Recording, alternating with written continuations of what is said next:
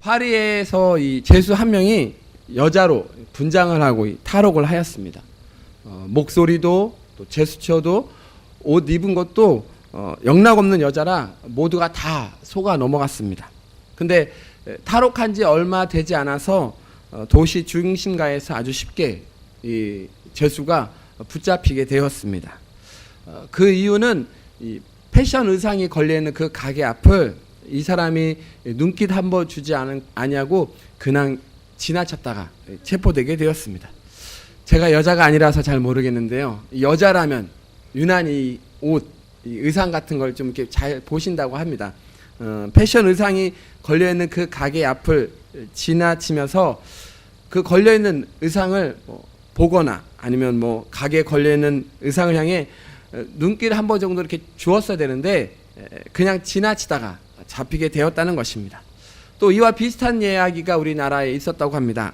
정신병자에서 한 환자가 이 무단으로 탈출을 하였는데 이 환자는 남자입니다. 근데 본인이 여성이라 생각하고 유난히 이 패션에 관심이 참 많았다고 합니다. 이 정신병원을 탈출한 이 사람을 어디서 찾을 수 있을까 고민하다가 생각해낸 것이 바로 명동이었다고 합니다.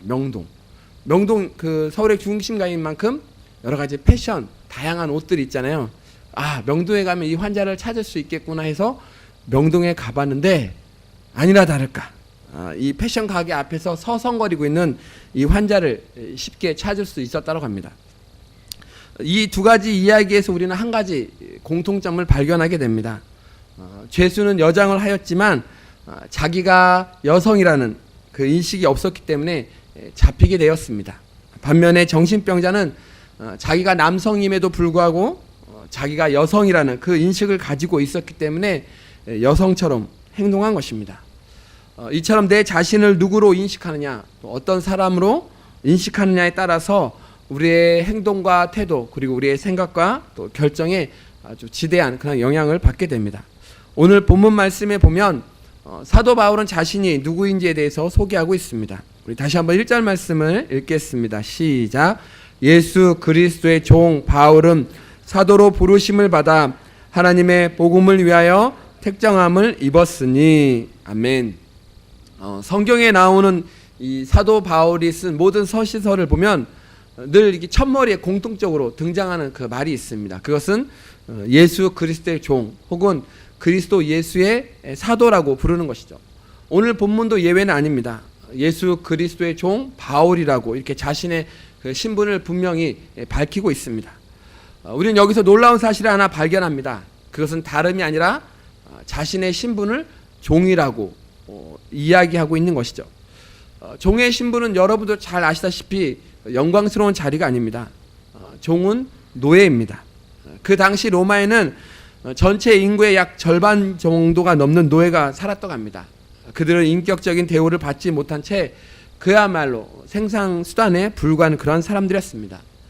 반나체가 된 그 모습으로 노예 시장에 나오면 지나가던 자연이 그 노예가 마음에 들면 손가락으로 찝습니다. 그리고 값을 지불하면 그 사람의 노예가 되는 것이죠. 이처럼 노예란 참 비참하기 그지없는 신분이었습니다. 바울은 누구보다도 그 당시에 이 종의 비참한 생활을 너무나 잘 알고 있었던 그런 사람이었습니다. 그럼에도 불구하고 바울은 자신을 소개할 때 예수 그리스도의 종, 이 종이라고 소개하고 있습니다. 그것도 마지 못해서가 아니라 그는 기쁨으로 자랑하며 소개하고 있습니다.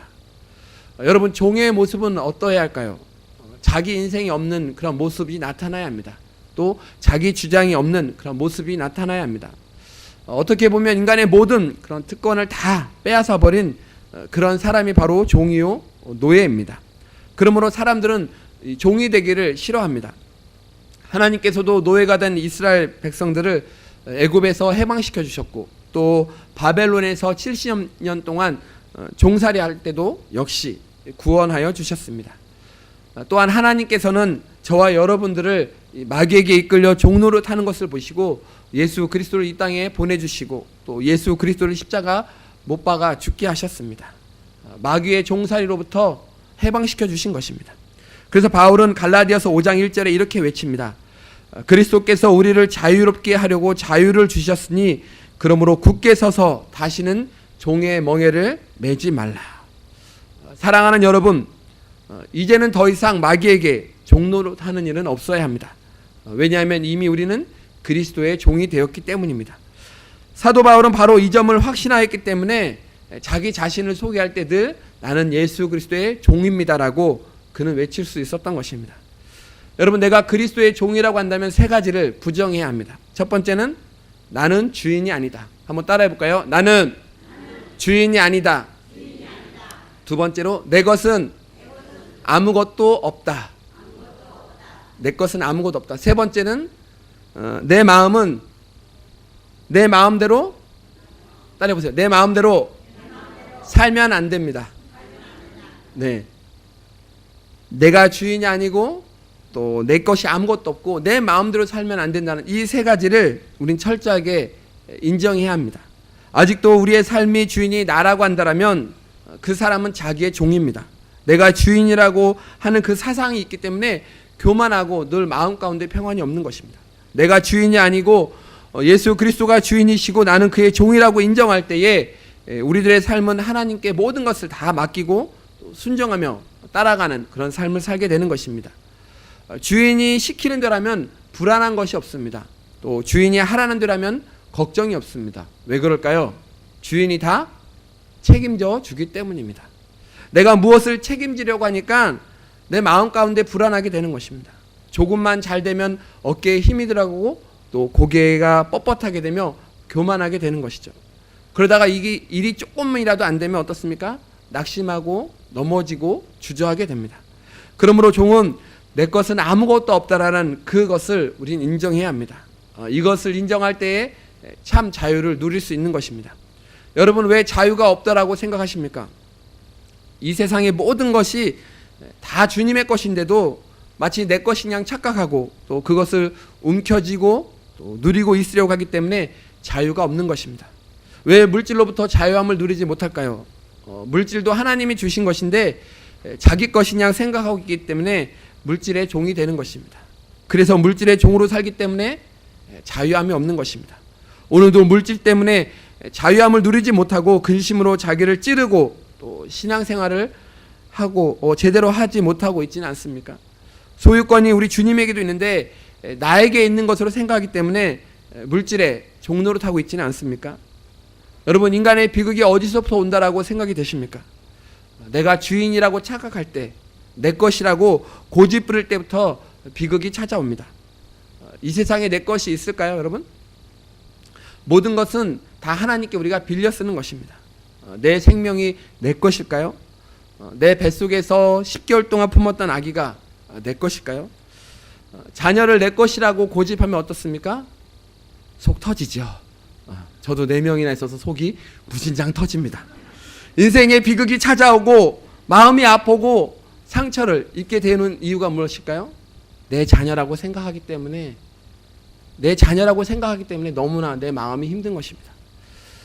남의 돈도 오래 가지고 있으면 돌려줄 때 어떻습니까? 좀 아깝습니다. 헌금 얘기를 할까요? 11조도 이렇게 바로 드려야지 한 조 깜빡하고 드리면 어떻습니까? 아깝습니다.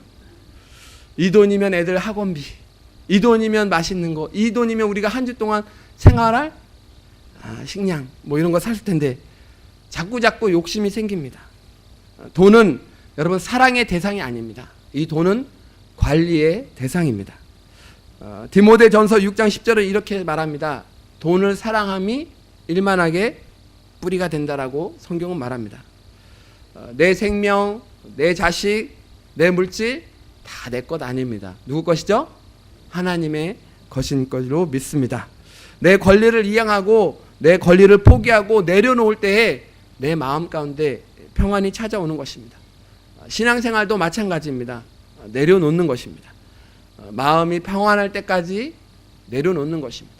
안 되면 더 내려놓는 것이죠. 그것도 안 되면 더 내려놓는 것입니다. 하나님 죽이든지 살리든지 굶어주든지 먹든지 하나님 마음대로 하십시오 하는 것이 바로 참된 그런 신앙이고, 그럴 때 내 마음 가운데 평안함과 또 자유함을 얻을 수 있습니다. 우리 하나님 앞에서 한번 고백해 봅시다. 나는 청지기입니다. 나는 청지기입니다. 저와 여러분은 다 청지기입니다. 청지기는 하나님 것을 대신하여서 내가 맡아서 가지고 관리하는 것이죠. 종으로 살기만 하면 자유함을 누릴 수 있고 또 여유가 있고 평안한 그런 삶을 살 수 있습니다. 예수님에게 종으로 살면 물질로부터 또 권력으로부터 명예로부터 참된 그런 평안함을 누릴 수 있습니다. 그렇다고 명예를 부정하거나 또 권력을 부정하라는 것이 아닙니다. 다만 이런 것들 때문에 자유함을 누리지 못해서는 안 된다는 것이죠. 하나님이 우리들에게 자연스럽게 주실 때까지 혹은 주시지 않더라도 이것을 얻기 위하여 어떤 인간적인 수단이나 방법을 사용해서는 안 되는 것입니다. 무엇보다도 예수님의 종은 예수님에게 사로잡혀서 그분이 주시는 참된 평안과 기쁨을 누려야 합니다. 그렇다면 우리 예수님이 주시는 참된 그 자유함이란 무엇일까? 그것은 죄로부터의 자유함입니다. 세속적인 욕망으로부터의 자유함입니다. 사람은 누구나 종이 되는 것을 싫어합니다. 누군가에게 복종하는 것을 싫어합니다. 그런데 예외가 있습니다.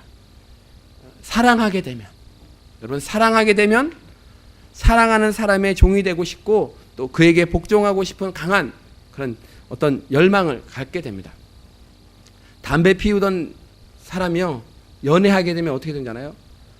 연애하면서 이 여자친구가 담배 냄새 너무 싫어, 담배 좀 끊었으면 좋겠어. 그럼 남자가 어떻게 합니까? 정말 사랑하면 담배를 끊어요. 엄마가 아빠가 담배 좀 끊어라, 담배 좀 하고 얘기 안 해도 사랑하는 여자친구가 있으면 담배를 끊게 됩니다. 그것이 바로 사랑입니다. 절대 복종 안 하다가도 사랑이 생기면 순종하게 됩니다. 그죠? 아닌가 봐요. 아닌가 봐요. 네. 우리는 여기서 사도 바울이 얼마나 예수님을 사랑했는지를 알 수 있습니다. 자기 자신을 예수님의 종이라고 고백한 것을 보아도 알 수가 있습니다.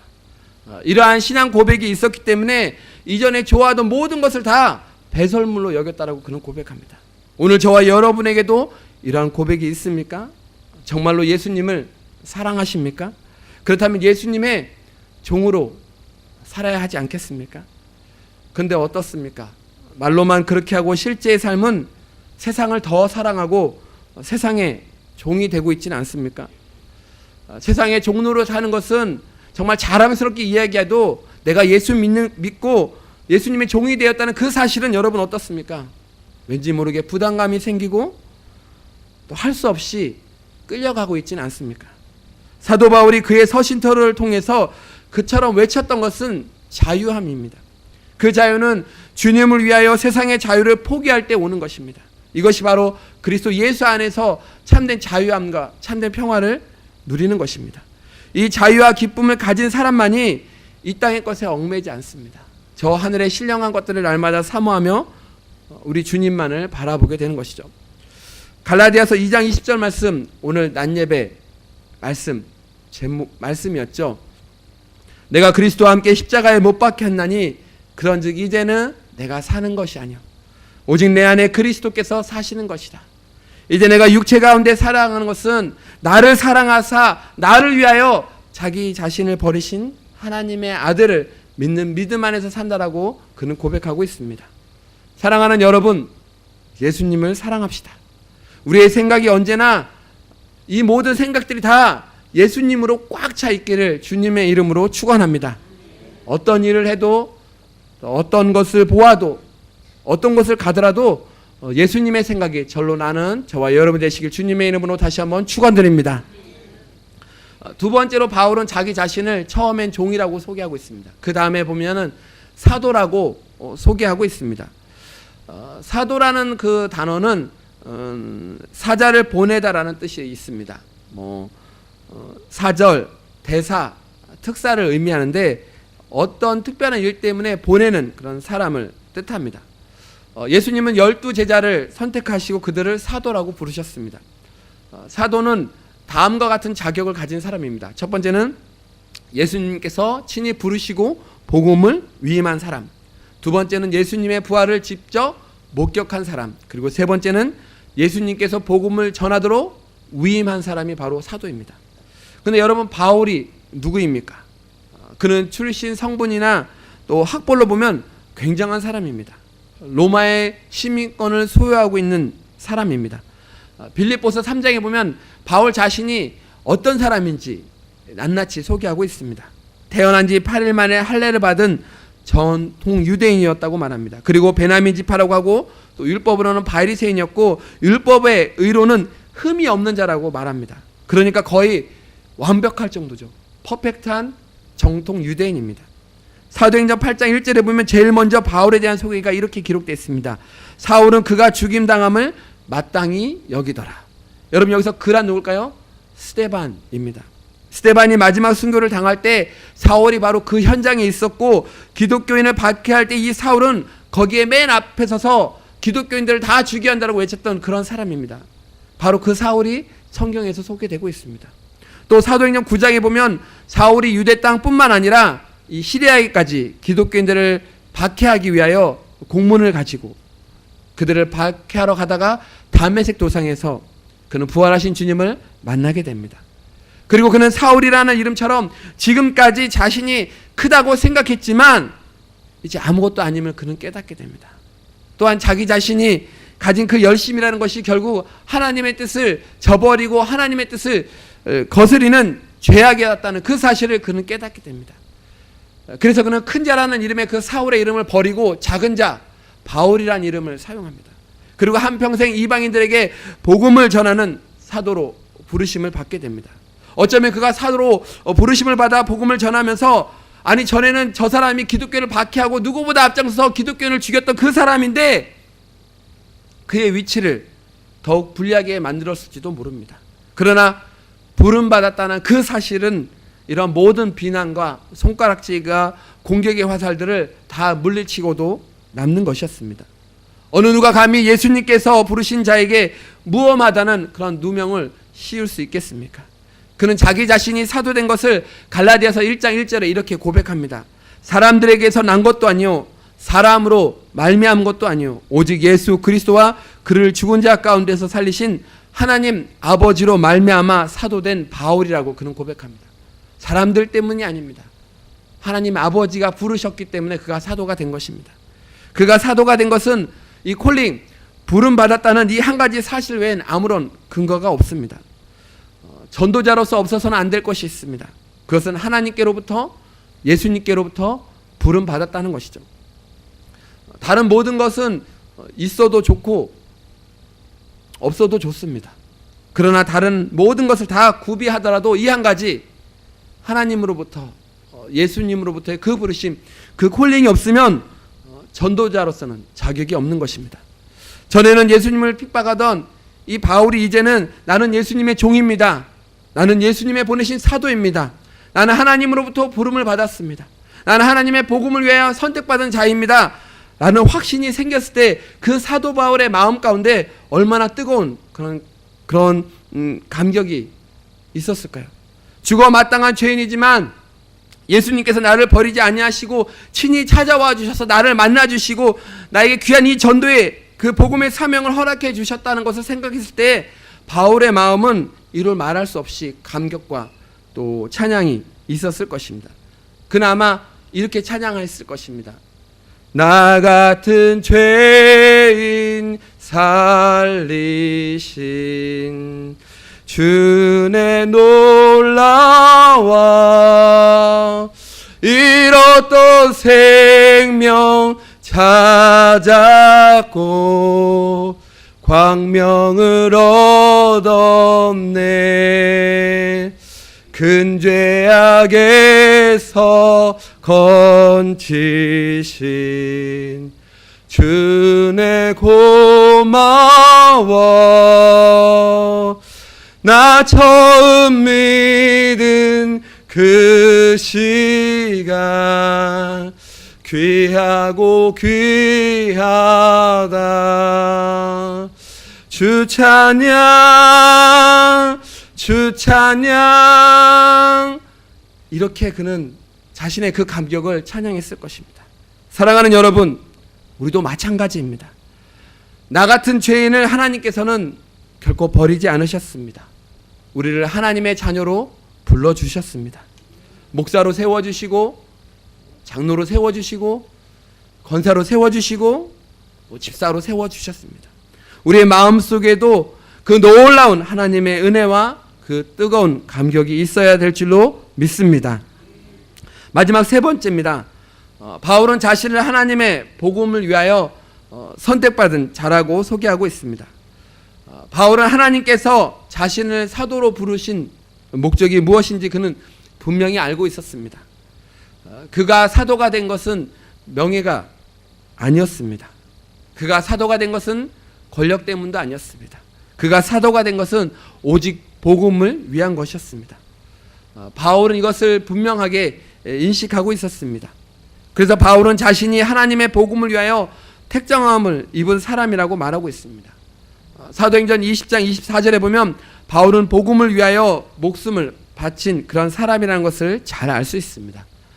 사도행전 20장 24절에 보면 내가 달려갈 길과 주 예수께 받은 사명 곧 하나님의 은혜의 복음을 증거하는 일을 마치려 하면은 나의 생명조차 조금도 귀한 것으로 여기지 않는다라고 그는 고백합니다. 한 걸음 더 나아가 이 사도 바울은 완전히 복음에 미친 사람이었습니다.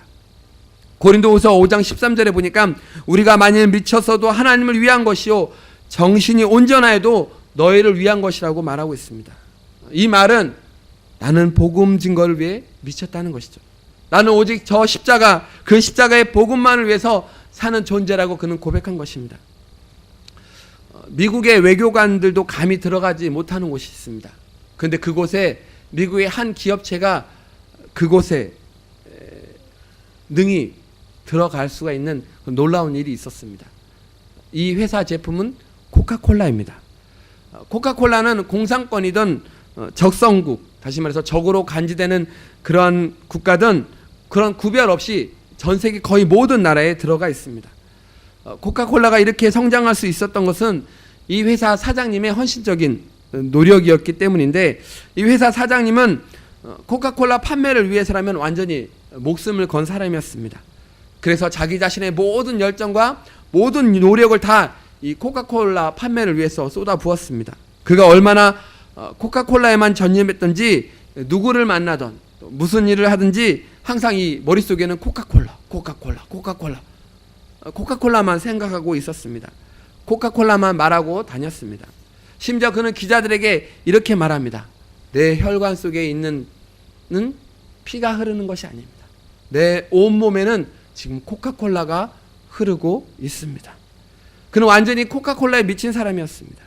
사장이 이 정도로 코카콜라에 헌신하고 집중하니까 감히 어떤 회사도, 감히 어떤 기업도 넘보지 못하고 이 코카콜라의 아성을 쌓을 수 있게 되었다고 합니다. 사랑하는 여러분, 하나님이 여러분을 왜 이 땅 가운데 존재하게 하셨을까요? 그것은 예수 그리스도를 증거하기 위해서입니다. 복음을 증거하는 일은 우리를 향하신 하나님의 뜻입니다. 예수님을 믿으면 이미 모든 성도는 다 구원함을 얻습니다. 그런데 하나님께서 우리를 왜 이 땅 가운데 남겨두셨을까요? 바로 목적이 있기 때문입니다. 복음 증거라는 확실한 그런 목적이 있기 때문입니다. 이 확실한 목적을 붙드는 사람은 어떤 유혹에도 결코 흔들리지 않습니다. 넘어지지 않습니다. 이 확실한 목적을 붙드는 사람은 확신을 가지고 헌신의 자리로 나아갑니다. 하나님께서 다윗을 내 마음에 합한 자라고 말씀하신 이유도 바로 이 땅 가운데 하나님의 목적을 이루는 자신의 그 모든 삶을 바쳤기 때문입니다. 역대하 16장 9절에 보면 여호와의 눈은 온 땅을 두루 감찰하사 전심으로 자기의 향하는 자들을 위하여 능력을 베푸신다라고 말씀하고 있습니다. 하나님은 지금 이 시간에도 하나님께서 들어쓰실 그 사람을 찾고 계십니다. 한번 옆에 보십시오. 그 사람이 맞는지, 졸고 있는지, 어떠한 방법으로든 하나님의 목적을 위해 쓰임받는 저와 여러분이 되어야 될 줄로 믿습니다. 여러분, 바울은 누가 보아도 참으로 위대한 멋진 생애를 살았습니다. 그는 기독교 선교에 있어서나 또 신학적인 기초를 쌓는 일에 있어서도 엄청난 그런 업적을 남겼습니다. 또 이러한 업적을 남긴 그의 생애를 더듬어 보면 참으로 겸손하면서도 당당하고 멋진 그런 삶을 살았음을 우리는 볼 수 있었습니다. 그렇다면 이토록 무엇이 이토록 그로 하여금 그렇게 위대하고 당당하고 멋지고 또 모범적인 그런 삶을 살게 했을까요? 바로 자기 자신에 대한 강렬한 그런 자의식이 있었기 때문입니다. 자기 자신을 예수님의 그 종이요, 또 사도요, 또 복음을 위하여 선택받은 자라는 그런 인식한 그러한 그 자의식이 그의 생애를 그렇게 만들었던 것입니다. 사랑하는 여러분, 여러분도 바울처럼 그렇게 멋진 인생, 위대한 그런 생애를 살고 싶지 않으십니까? 그렇다면 그리스도인으로서 자기 자신에 대한 그런 정확한 자의식을 가지시기 바랍니다. 나의 의지와 나의 뜻을 다 저버리고 온전히 하나님의 뜻을 구하면서 살아가는 저와 여러분 되시길 주님의 이름으로 간절히 축원드립니다. 기도하겠습니다. 하나님 아버지,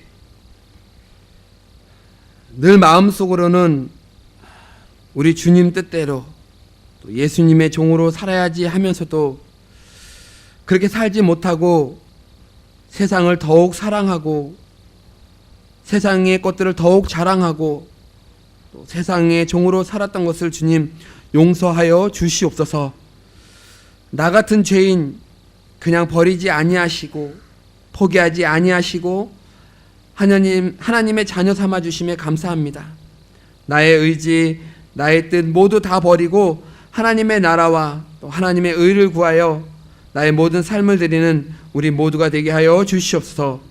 나의 주인 되시고 나의 생명 되시는 예수님의 이름으로 간절히 기도하옵나이다. 아멘.